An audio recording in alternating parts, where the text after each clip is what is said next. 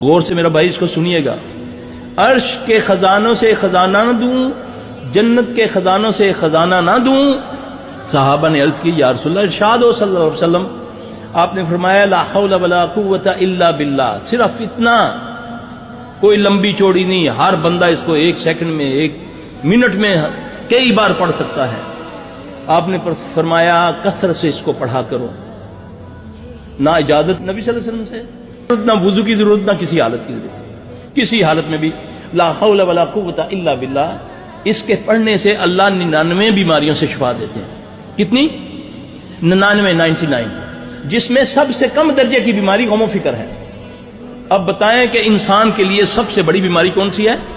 غم و فکر.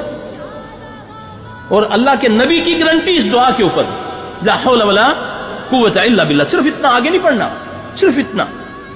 اب شیطان ملعون کو لعنتی